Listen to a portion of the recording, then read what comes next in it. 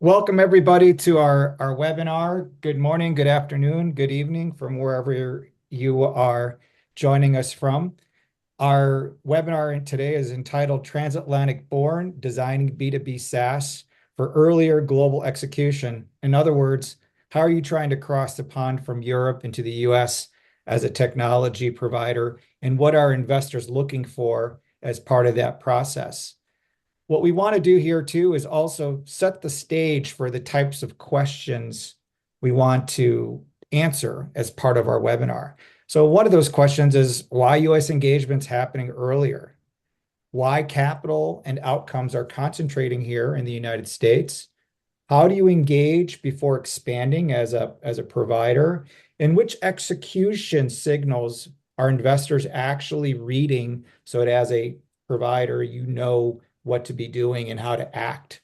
But before we really jump into that, we'd like to introduce ourselves as our panelists that are joining you here with both Visontio and Liberis Consulting. So my name is Konstantin Limbarakis. I'm going to be the panelist here that's moderating the session. And I'm the founder and president of Liberis Consulting, a boutique consulting firm dedicated to the practice of helping startups and growth-focused companies try to expand their business and get more awareness that could attract new customers as well as investors.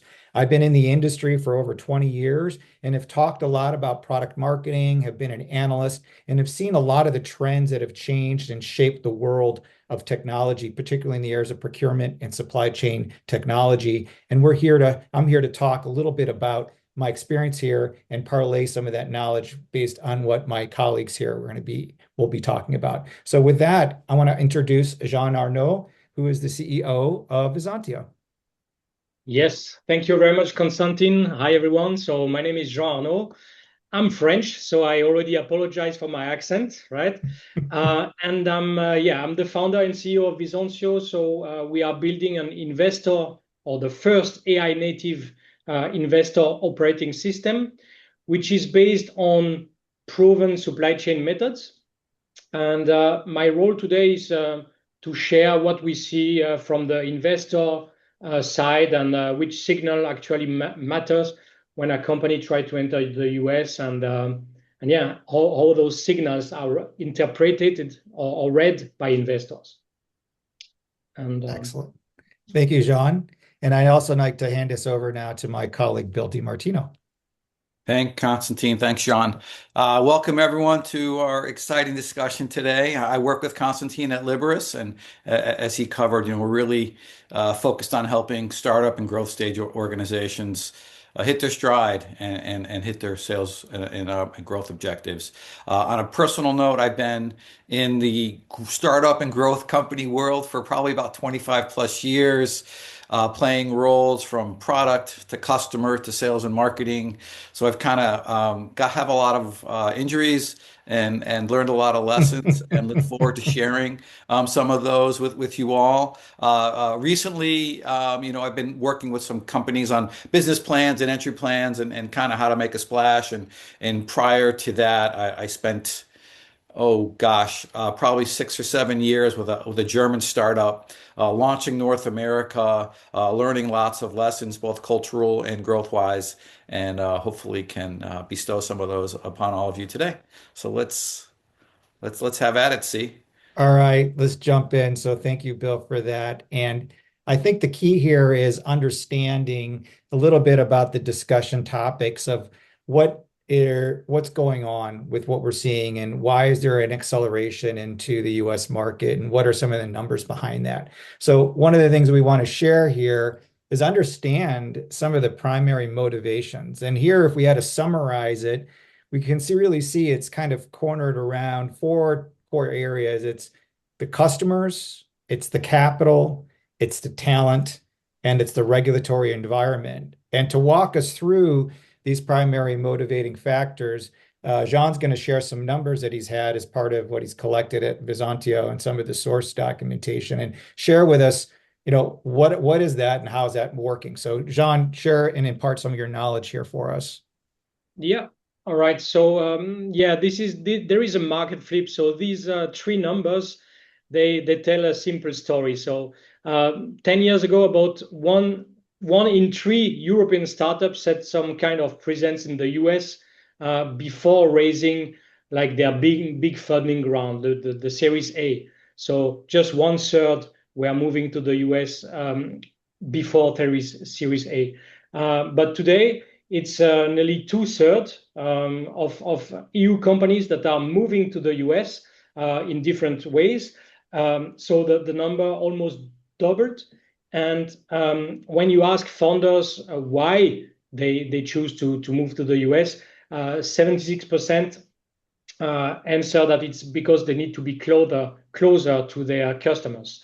So it's the market that is pulling companies to the US.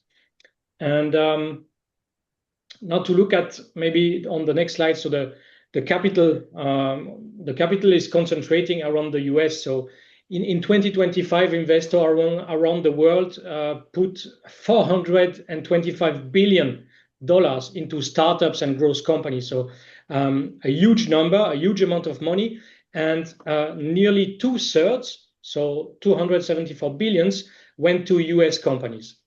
So, I mean, and most of it, 211 billion went to AI tech companies. So basically, if you are, the message here, if you're building a company that needs to raise serious funding to grow fast, so the US is where the money lives and is where you need the place to be.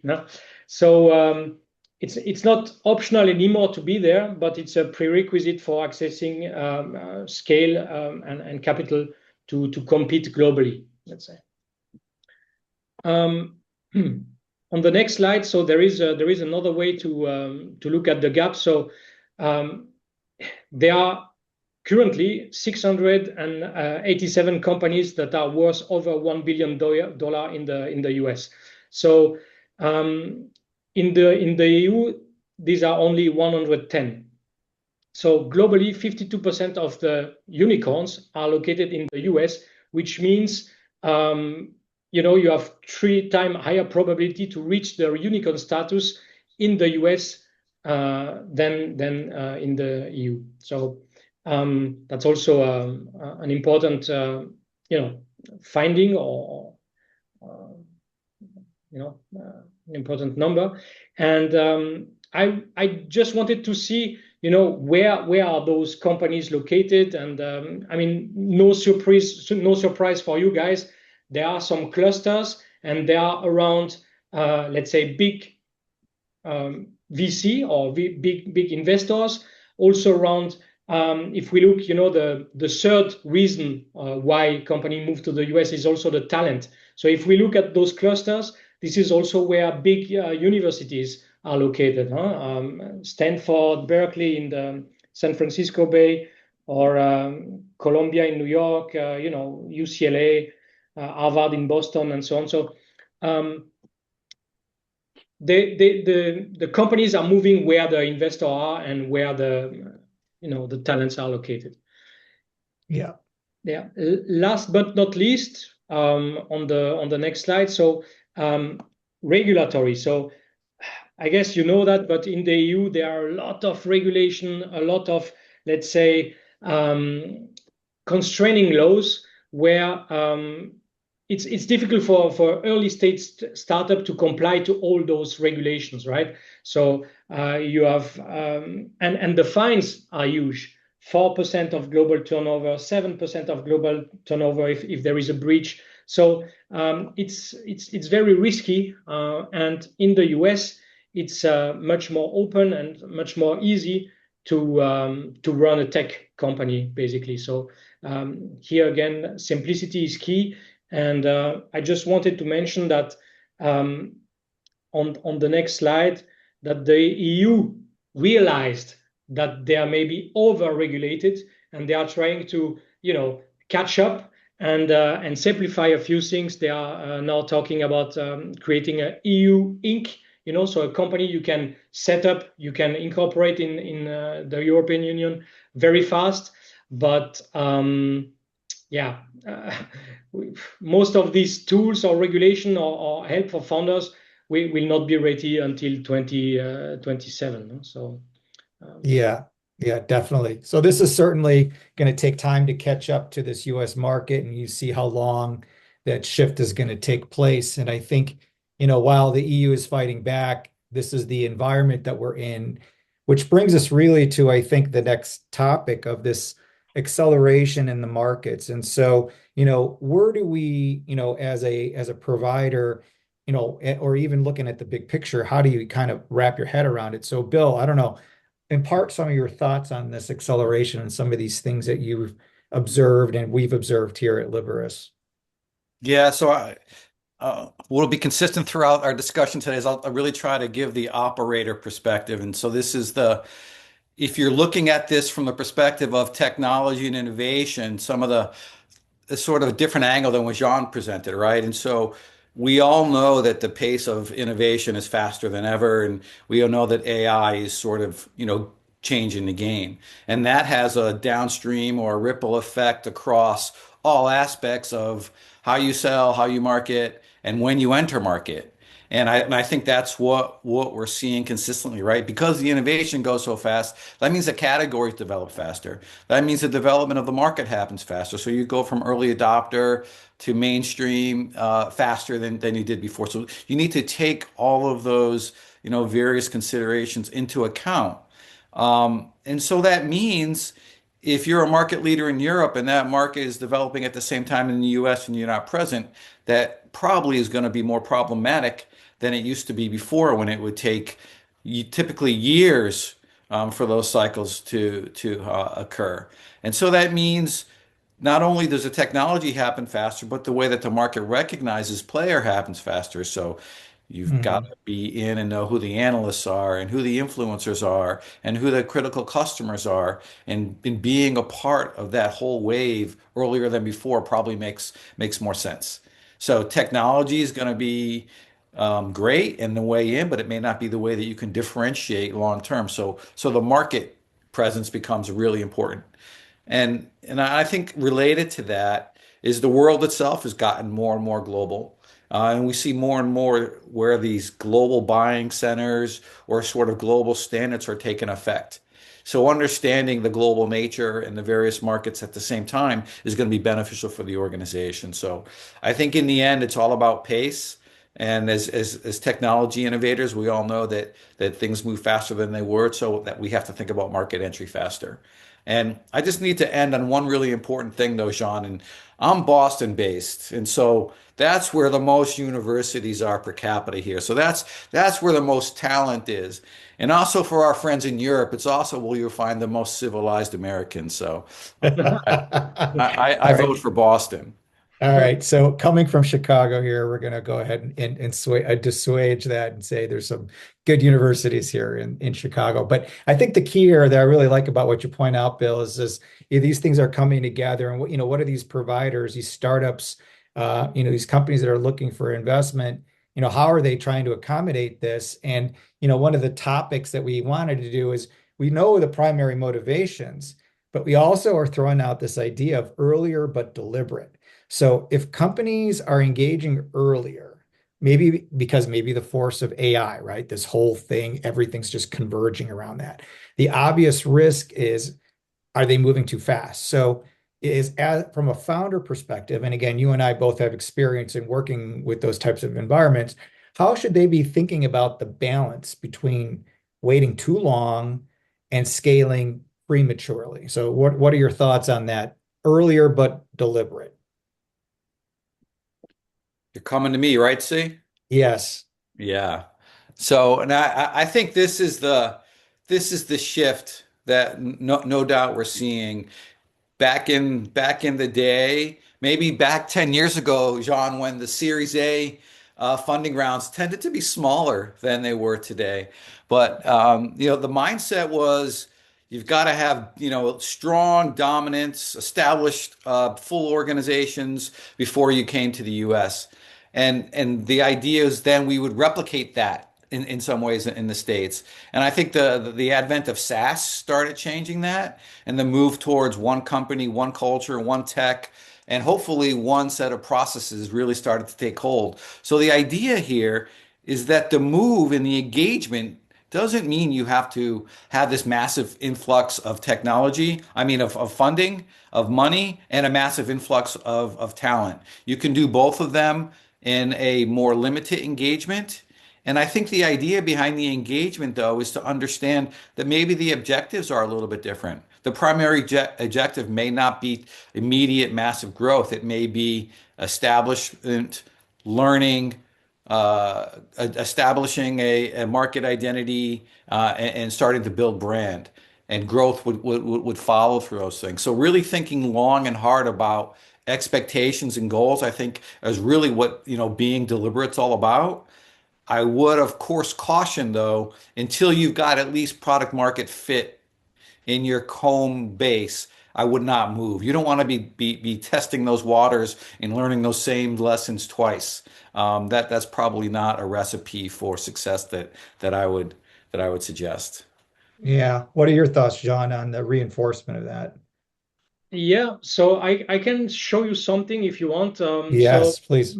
Before we go further, so there is something that we created at Visontio. So this is a exclusive innovation here. So I just want to show you the readiness index, because this is something we will refer again during the conversation. So to the idea is instead of just saying that the company is ready to go to the US, and approximately it's just a feeling, are we ready to go to the US? We can actually measure precisely readiness, and therefore we have 5 dimensions where you can a founder or an investor can evaluate if the company is ready or not. So first of all is market traction. So here do we have already customer or shares of the ARR in the US? The go-to-market readiness, it's very important. Do we have already fractional sales or hires on site, or contacts, let's say partners? The product readiness that you just mentioned, Bill. So do we have here a market fit?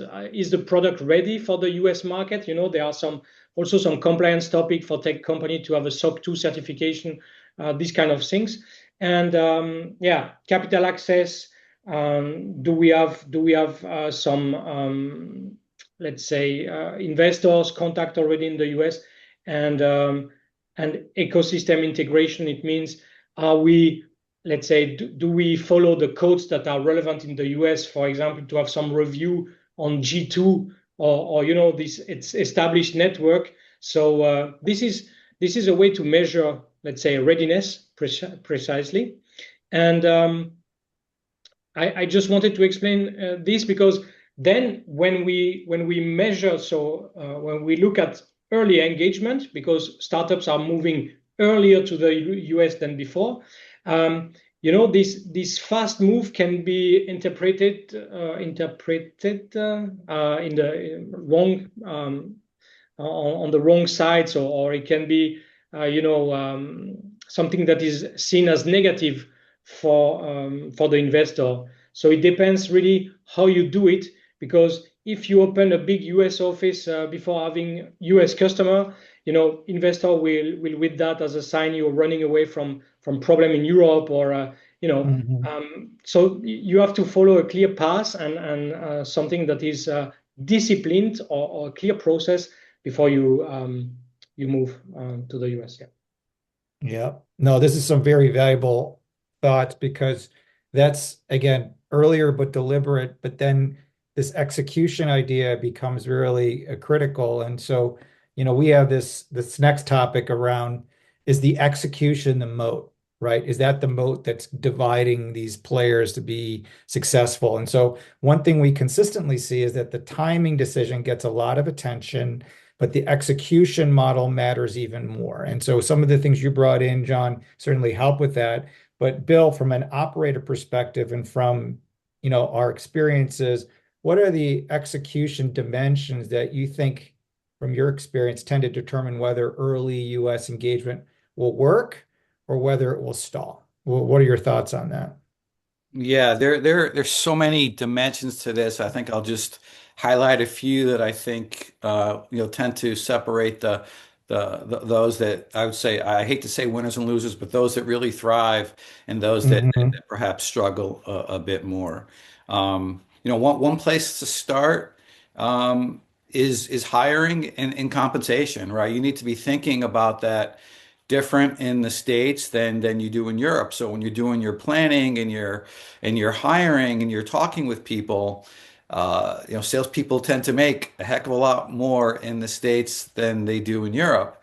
Folks in Hmm. the States tend to think about shares and company ownership and the way that the information around those topics is communicated in a different way. So that starts to get into or culture in organization expectations, and what does that mean when one set of people have a different set of expectations around compensation, and how's that shared? So certainly a topic that can be a problem or something that you can get ahead of and do a better job at.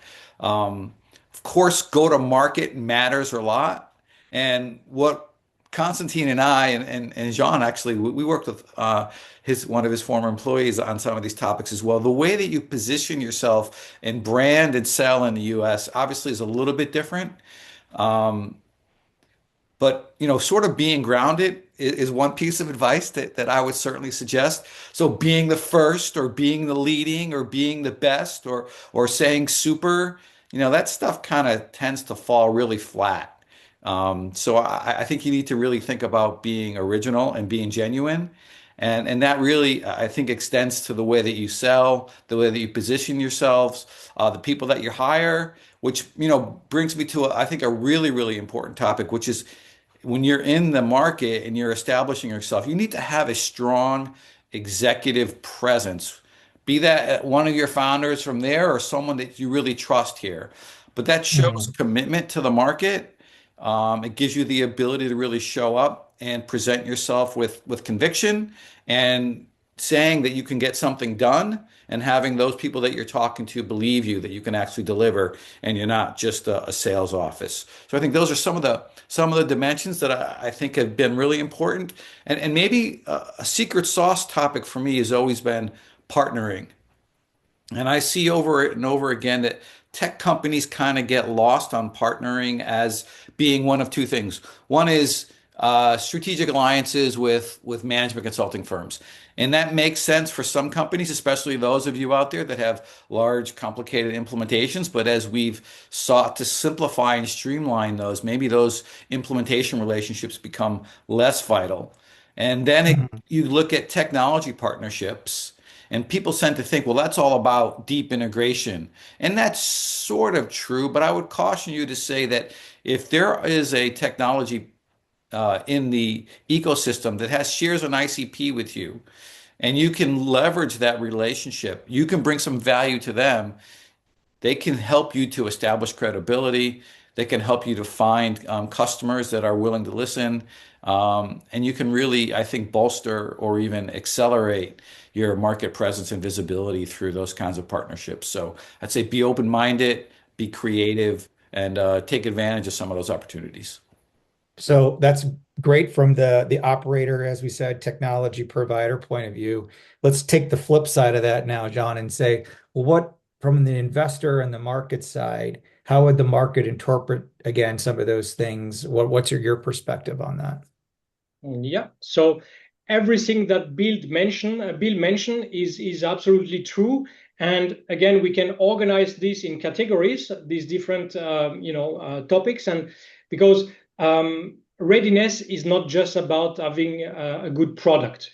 This is exactly Hmm. what you said, Bill. So there are different things that needs to work together. And market traction, for example. So if all your customer references are, in the EU, I mean, US buyer will say, "Come back when you have a product for us," right? So this is one of the things. Also, the go-to-market. If your pricing model is based for Europe, US procurement teams will get stuck and they will have problem maybe in the legal review or so this is those aspects that needs to be aligned. Yeah, product readiness. We mentioned the certification like SOC 2 and so on. So this is something that is mandatory to sell, software in the US. Yeah, if you cold email, US investors and without any warm intro or any contact or this or customers reference, this will be really really complicated. So this is everything that you mentioned, Bill, and yeah, we can classify this in those categories: market traction, go-to-market, product readiness, capital access, and ecosystem integration. And again, there is a way to measure this and make sure the move is well prepared and sequenced and yeah, well executed. Yep. Yep. I think this then takes us, Jean and Bill, to the next topic, which is structured market engagement before a Series A, right? So let's talk about kind of this middle ground here. If you're not waiting for full expansion, but also not trying to scale prematurely, Bill, what do you think about this idea of structured market engagement before US expansion? Kind of like being a little bit cautious, but not waiting till the end. What are your thoughts on that?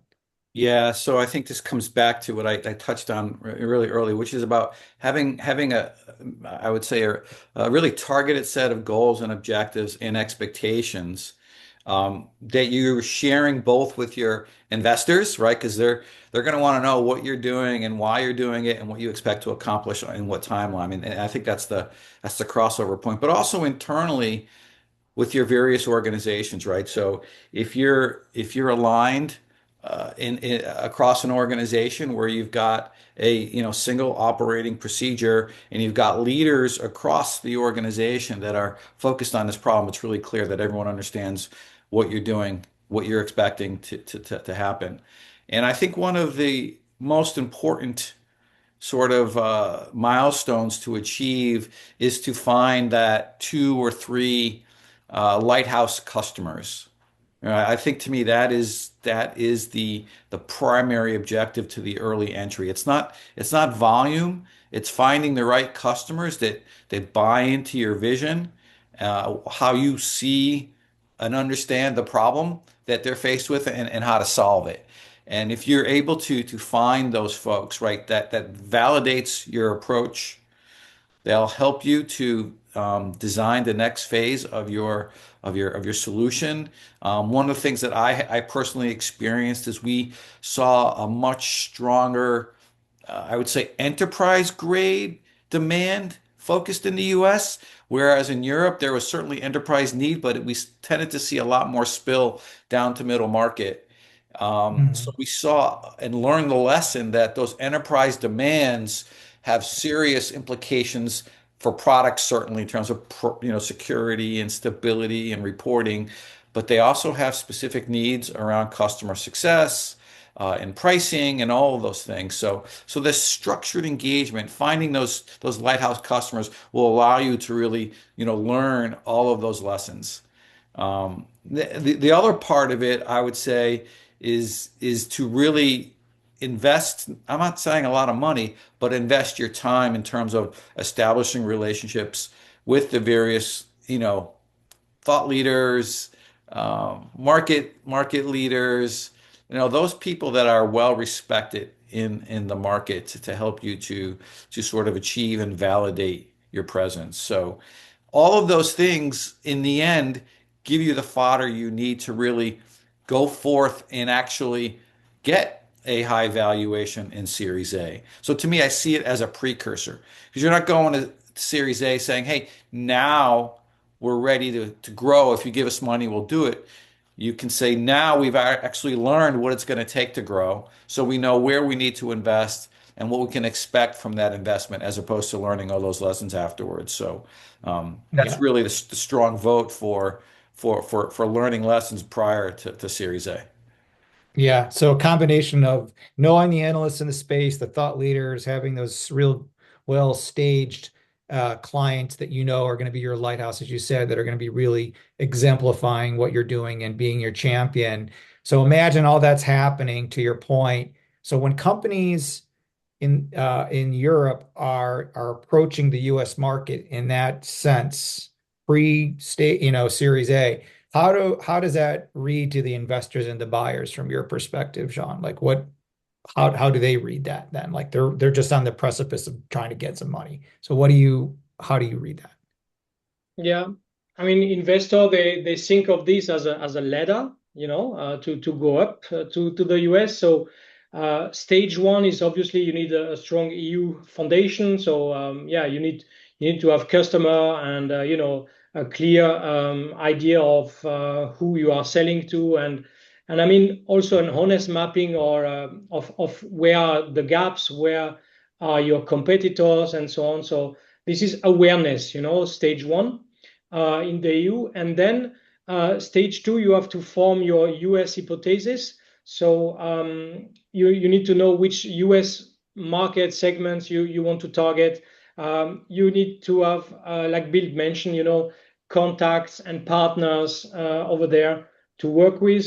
And then you can move on to stage three, which is very important, let's say, step. It's not asking whether the US market wants us, but it's figuring out exactly which US customer wants our product. Who are we selling to? And this is a very important question that needs to be answered before moving. And then at stage four, obviously you have your first key account or your first customer in the US. And I mean, this is a first, paying customer can change everything. And then, for the investor, the discussion is different. Then you have a proof. You have customer that are saying, yeah, this works for us. So it's a confirmation that let's say the US move is ready, or yeah. And Yeah. yeah, and stage five, obviously, that is important for Series A, is you need to have a pattern that is repeatable. You can scale, so you can prove that you can scale with your product, your network, and everything. Yeah, and I think particularly with this US hypothesis, we've often found that, again, with regard to Liberis is often helping stage that up, because I think there's assumptions sometimes within these marketplaces, whether it's knowing who's the influential player in the US versus Europe. Those things are changing so rapidly that it often requires those kind of boots on the ground to understand those differences.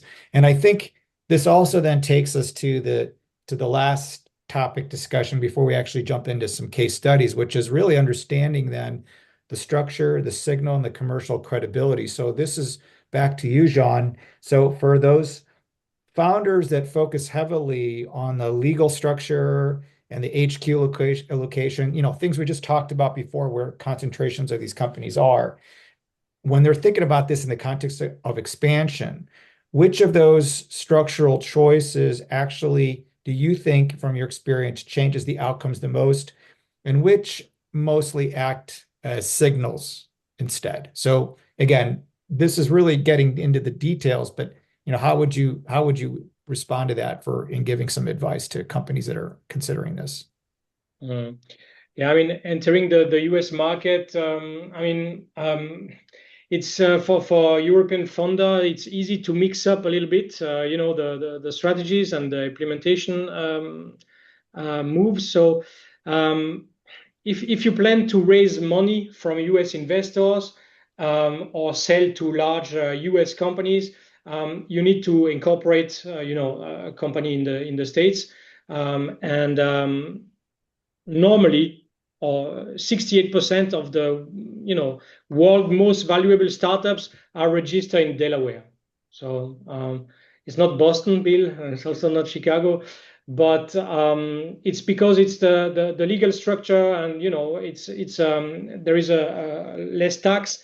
So there are some I research, and there are some Delaware flip. So there is a word for it, So it's when you create an entity in Delaware, which becomes the holding of your company, basically, of your European company. So this is Yeah, and some big investor like Y Combinator and so on require that you incorporate your startup in Delaware, for example. So this is having a legal HQ headquarter in Delaware.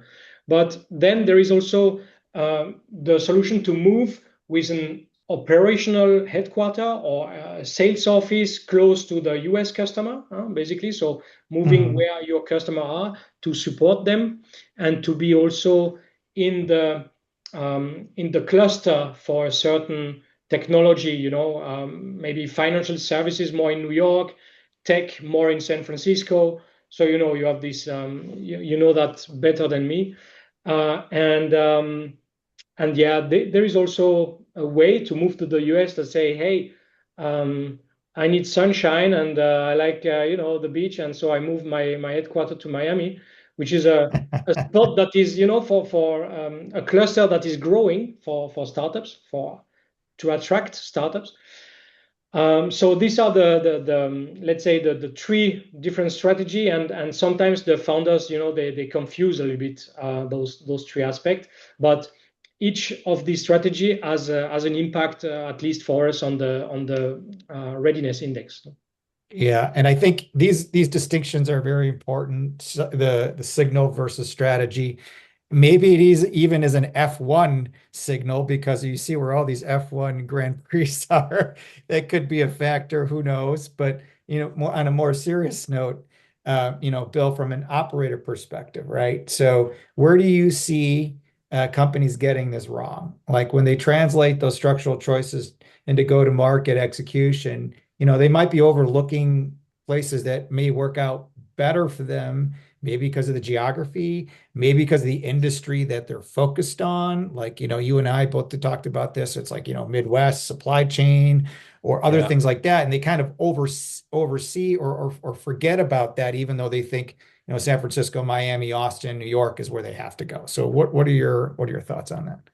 Yeah, so I think for me, the most important thing about geographic location is being able to have meetings that overlap. Right? I mean, honestly, right? The difference from the US and Europe is states or countries in Europe. That concept doesn't really matter here, right? It's basically one large market. Geo matters less. Industry is king, assuming that's how you define sort of your ICP. So, first and foremost, I would say culturally. Are you going to want to have these teams working together? And if you are, you need to make sure that they've got enough time to overlap and intersect and to collaborate, right? That is so important, I think, as you think about growth, maintaining culture, all of those things. So I would make that first and foremost. And and from there, right? I think all those choices really become secondary, and it really comes down to execution.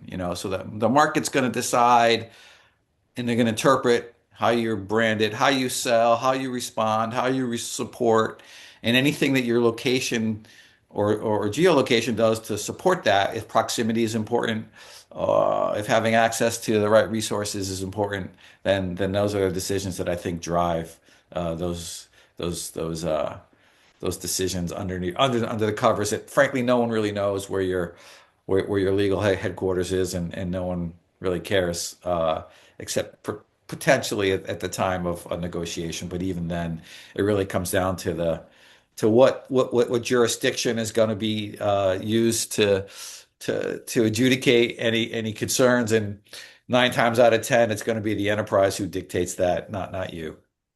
Yeah, yeah. Depends on whose paper it's on, right? That's right. So let's move forward here and actually look at some true case studies, as we say, case patterns of working through this. So when founders look at success stories, maybe impart some thoughts here, Jean, of some of the companies that you're familiar with here that have had some success in crossing the pond, so to speak, and give us some of your thoughts. Yeah. So those three companies have three different approach to the same challenge, and so it's moving to the US. So they were all successful in different ways. So Hugging Face built their developer community globally before they ever, thought about commercial expansion. It means by the time they were able to raise serious money, they were already, it's Hugging Face is like let's say a GitHub for developers. They had already a lot of users in the US. So basically, they were pulled by the market, and they raised money in the US and then decided to move to San Francisco. Then Zendesk, they build a strong European customer base first, and they let's say they were clear on their ICP fit for the US market. So they prepared everything and then moved to the US and relocated the headquarter there. And Pelico, which is a company that was founded just in 2019, I think. So they won major customer like Airbus, Safran, and all these big, let's say, aeronautic giants that are also that have also plants in the US and operation in the US, and they move quietly. They open, in Miami, a headquarter or office there, and then they raise money in the US. And once they got the big funding round, the big seed round, let's say, they move the main headquarter to the US. So three different approach, and these are all very famous, examples of European companies moving to the US. And yeah, for other founders, looking at those stories, they think, okay, it's they moved early, and they raised money in the US, and this is like the dream, but they need to really realize that those companies build their pipeline and build the market and their presence before they move, each in a different way. But yeah, it's something that doesn't happen. It happened fast, but it's prepared, it's intentional, it's guided. So that's the message here. Yeah. So Bill, from again the operator side, not necessarily in these examples that Jean shared, but from the perspective of overall, even again in our experience with procurement, supply chain tech, what tends to be true inside these European companies before those moves actually work? What are some of your thoughts before we kind of finish the ideas here we have presented? Yeah, what I listening to Jean tell the stories, I think what's so remarkable is they seem to be reacting to their customers. So it seems like the model that those companies chose was almost dictated by the nature of their customer and how they buy and how they want to interact and what's driving their market. So that to me that ultimately is the answer, right? The companies that are going to be successful are listening really hard to their markets, which means that they're able to learn lessons, right? If you're going to come into a new territory, into a new market, you're going to have to be willing to learn some lessons and make adjustments. And that fundamentally goes to the underpinning and preparedness of your organization, because it's going to rapidly test all of the processes that you've established. If things are happening sort of because people are able to get together in a room and make decisions, that's probably going to be a problem. So the organizations that are going to succeed are going to have those base processes is well understood. They're going to know how to work through customer escalations. They're going to know how to accelerate what needs to happen on the product. They're going to know how to listen to their sales teams and react to the market quickly. So those underpinnings, the openness, the cultural strength are all going to be, I think, critical characteristics for those that are looking to succeed. And of course, having an excellent product isn't going to hurt you. So being a technologist at heart, one can never doubt the power of having a strong product and a strong vision that you could portray to the market. Bring that point of view, live it, and tell your story with conviction. Yeah, yeah. So this kind of brings us to the end of our webinar, and I think we really want to thank Jean for partnering with us on this webinar topic and just as a partner in general, because we think he's really providing a service and an innovation to the market where there is this bringing together of these startup founder-led growth companies as well as the investors that want to come together and converge. So tell us a little bit more about Visontio, Jean, and what your mission and vision here is for building this technology platform that you guys have put together. Yeah, thank you very much. I mean, it's a pleasure to participate, and thank you very much for having me. And yeah, Bisontio, we are building the first investor operating system, and the idea came from supply chain management. I spent the past 15 years working for supply chain software companies, and this is one more of the most disciplined fields in business. So you have processes, you have methods, and yeah, I saw in the past 10 years how systems were built to track goods and to make sure we have a resilient supply chain, and we apply the same, let's say, methods to the flow of capital. So this is the idea, and basically we apply. If I just move to the next slide. So it's the same for capital flow. You have to plan your strategy, you have to define your thesis, you have to source and discover startups you want to invest in, and so on. You have to benchmark, provide reports, and make sure your investment decision is well prepared and well educated. And then you deliver, you communicate with your startup, you help your startup grow and make sure they gain value, and then return. You prepare your exit and track outcomes, and Visontio is the system to enable this process, and I think it can really help investor work better and make a better decision and earn more money. So. Excellent. Excellent, Jean. So thank you for that. And again, as we had mentioned earlier, we partner with Visontio because of so much of the information that they're trying to bring together. So when our clients come to us, we're often talking to them about how do they define and enable and scale their go-to-market strategy so they can execute better. And particularly within the context of this crossing the pond topic that we talked about today, we at Liberis, Bill and I, have been operator-led for decades. We've worked with several small startups as well as larger companies, and seeing that process of transition overseas and understanding the cultural and the regulatory and the market nuances that impart when you're trying to build your company. And you may not have that knowledge in-house. So how do you do that?